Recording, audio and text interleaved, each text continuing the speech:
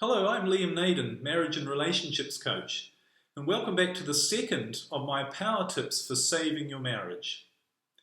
Did you get any benefit from the first one? Did you try it? If you can find the video, it might be worth having a look at that as well. But here's a new idea for you. Power tip number 2, stop the negativity.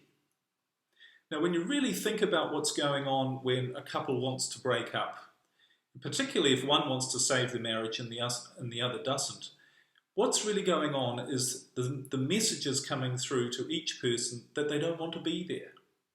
They don't want to be in the marriage. And why would anyone not want to be in a marriage or in any situation? Because it doesn't feel good. And what does it feel? It feels negative. There's too much negative emotion going on.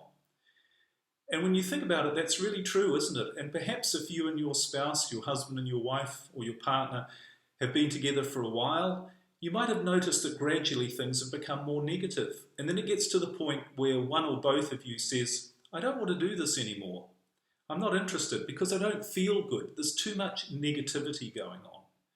So if you want to get your marriage back on track, if you want to get your spouse to come back to you, you need to show them that being with you is not negative, but it's positive. It's a good place to be. So how do you get rid of the negativity? Well, it's quite simple. You identify what is creating negative feeling and you simply stop doing it. So what are those things? How about arguing? You don't need to argue. You can just choose to walk away and say, I don't want to argue. I'm not interested in arguing. Criticizing each other, saying that they should do something different, including that they should be interested in saving your marriage and working on your marriage. These are all things that create negativity. Here's another one.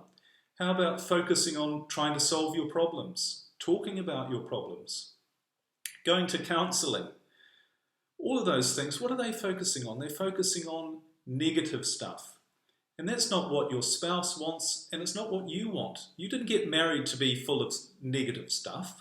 You got married to have a fun and enjoyable time, and that's probably what was going on when you were first married and why you got together.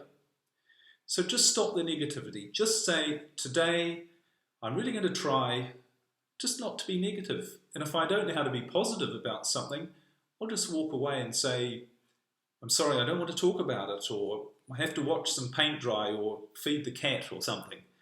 But just say, I'm not going to put any more negative energy into this situation. And don't. And just see what a difference that makes.